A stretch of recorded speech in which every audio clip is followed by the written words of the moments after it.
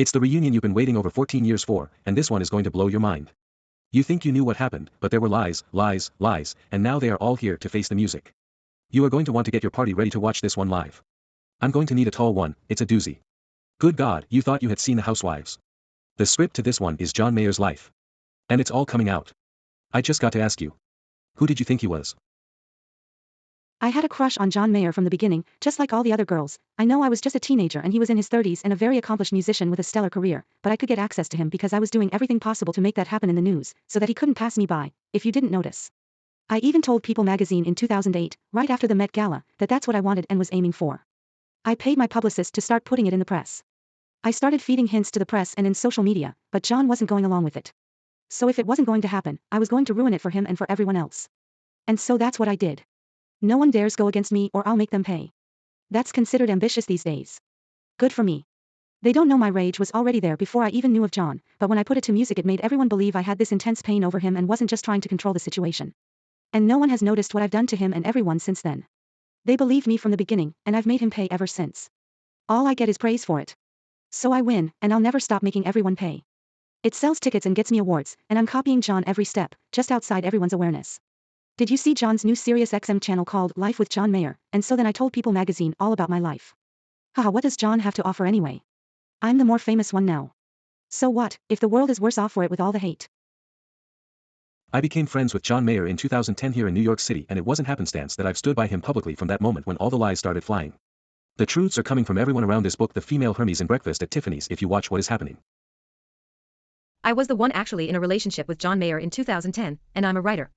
John and I came to know each other in April 2010. It was a private relationship, of course. Why wouldn't it be? I wasn't looking to cash in on it. It was just beautiful and sweet coming to know each other, as you can imagine.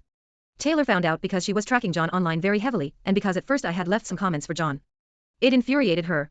Taylor Swift likes to think she's the only person on the planet and forces the spotlight on herself all the time, incessantly, and always fraudulently by stealing other people's work, and people call that being a real girl boss and take their daughters to see her, but she actually never goes home to herself, never actually reads a book. I am the one with the master's degree in literature that she's copying all the time. I wrote John about these things, Hemingway, Edgar Allan Poe, because I could write about the sweetness, the realness of it. I knew it well, and of course they lived in Greenwich Village. She never takes the time to go home and get inspired, it's all fast and hard cash in on it for her, like what I was writing online during the pandemic, and she rushed it to the studio as a copycat, folklore, even plagiarizing my book covers and titles for it. I used to teach college folklore. She just steals from everyone on a tear and buys music and musicians to go with it, whatever style like John, born and raised, or Katy have done that she's in a rage to copy, to show that she can copy and get by with it and everybody will buy it because she's so furious. But John and I got to fall in love in the sweetest way in Greenwich Village in 2010. It made her furious and so to punish us she plagiarized my writing, plagiarized John. Like his take all your big plans and break them, and covered in rain, she just changed into drop everything now, meet me in the pouring rain. It was raining on John and I at Jones Beach there in New York when I went to see him. It was so beautiful. She was just inserting herself. I lived in New Mexico, the land of enchantment, so she called it Enchanted to Meet You. It was a real spoiled teenage bee thing to do, and she never stopped. I discovered the sweetest love with John. It was the most phenomenal thing to come to know that he loved me. That happened at the Village Underground on December 3, 2010. He sang A Face to Call Home to me. I was in Texas and he sent it to me the next day. I've loved him from that first moment, walking in Greenwich Village talking to him in July 2010 as he got ready to leave for his tour again. I'll give my life protecting him from the lies. I wrote him from the beginning that the music matters so much. Andy, you know my heart. You also know I've had to stick it out while everyone believed and poured out a lot of hate. But I'm not going down with hate. I gave my heart to this music when I was 14 years old, giving all my hours every day believing in something so real, and giving everything I could pour into it, my fingers numb with it, but on fire with it, in love with it, with the most intense love for it, and that's never going away and nobody is taking it from me. I was aware of what Taylor was doing copying Faith Hill, her album covers and persona, and others, Sheryl Crow, from her getting her way into music, whatever she could copy while her parents footed the bill for whatever it took. And I wasn't in line for that. Of course I couldn't be bought with that kind of fame or forced into a relationship. I was still kind, giving her a reason to believe in herself to take her own path and not copy. My God, she was given chances people don't get who have this in their veins. I was open to all those kids entering this hard industry, but Taylor took severe advantage of that. She twisted my kindness and used it. That's about the worst thing that can happen from giving someone your trust. We're two completely different entities in this industry. There is what is manufactured, what's meant to hurt, but I'll never step away from the other way, pursuing this thing with all my heart because that's my heart, what I give is from the heart. I get to connect with people in that way, and that's so necessary. I mean, look around, life hurts, and if we aren't dealing with the truth and heart by now at the end of 2023, connecting with each other in a real way, then I haven't done my job as a songwriter. I have to give to the music what needs to be there. I'll never stop doing that, no matter what. I was born with a warrior spirit and a conscience, and nobody is getting by me with an agenda of hate and manipulation. Yes, I wrapped my arms around Taylor and showed her love, kindness, and patience, even after everything she's done, and she is just doing it for the cameras, but that's because I'm not made of hate. And Taylor is not taking me down just trying to make herself look like a victim.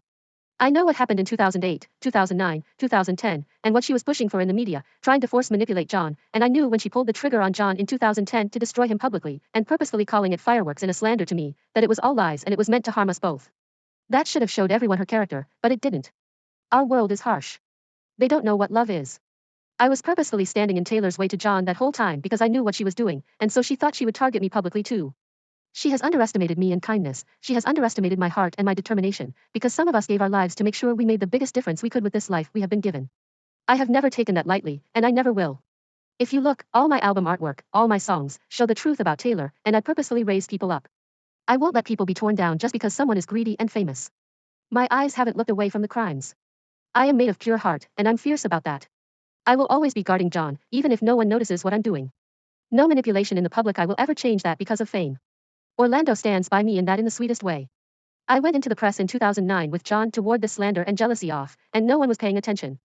The media doesn't do their homework, they just operate like gossip. Music has to do better than that. Be stronger and bigger and more powerful than that. We have to deal with the real. It's about life itself. That's what matters. And everybody knows it when they listen to a song. It has to be the truth, or we've gotten nowhere in this world. Nobody is a victim here. We're out to change the world. We got into this from a passion for life. We're crazy about life and loving each other. We want to feel it all the way, for all it's worth, and when someone tries to take that down, to make it just about themselves, about fame, yeah, I'm going to show love, but you don't try to take the path of music away from what it's made of, and that's love, and that's John, my brother. I'm in music because of him, he made us good kids with guitars, rock stars. I get a thrill that I inspire him back. This is the height of love. Fame is a weird thing, one person is seen with another and suddenly that person has that fame, and that's what happened to John. That's what Taylor did to John, just get pictured with him, and suddenly he has to pay. It was all a lie that she never stopped telling. So, the smart way, I made a loop. I brought the love right back to John. I know where it belongs. I'm thrilled I get to bring that back to John. That's bringing to the music what it was meant to do, rise above, move beyond. I know who John has loved this whole time, and Taylor knows it too. She wanted to do as much damage as she could do. Strangely, it makes her more famous. But we aren't standing idly by in a world filled with hate and lies. My concerts aren't a place for hate, and neither am I. So guys, there you have it. The truth about what happened in 2010. John Mayer did not have a romantic relationship with Taylor Swift, and all these years everybody has been acting like they know the truth, just because of one little liar who wanted to cash in on it. Blows my mind. But now you probably see from what Ed has said what everybody in the entertainment industry has been doing, from Carole King to Beyoncé to Julia Roberts to Maren Morris. That's why you've seen everybody keep praising her, like Keith Urban and Nicole Kidman, going to the shows, then showing some movement back towards love and connection with everybody, to move it towards love when all Taylor has shown with her words, actions, and plagiarism is disrespect and hate. They show love in the face of hate. I have written every minute from before this happened, that's what I do, I write, and I haven't stopped since, not even for this money-hungry, fame-hungry fraudulent personality disorder, even through all the damage that she has done. I've written these books to John all along because I follow what happened in ancient history, in ancient literature, from Homer to Dante to Michelangelo, to Willa Cather, to show the different path for humanity, to show the difference that the greats pointed out, the way to take from the greatest most insightful minds that ever lived. There's a reason John fell in love with me. I mean, it blew me away, don't get me wrong. But it's not a small reason. It makes all the difference in the world to take a different path. Sometimes it hurts tremendously, but that's the price you pay to make a difference, you give your whole self to it, come what may because you have to. That's what love is, even if you don't get anything back. You do it out of the purest love you can find in yourself. Time goes by, but I think it makes you more beautiful. It makes the love more pure, more beautiful. John is free to do whatever he wants. I'm not making a claim on him. He is free to be whoever he wants to be. And my God, it is gorgeous.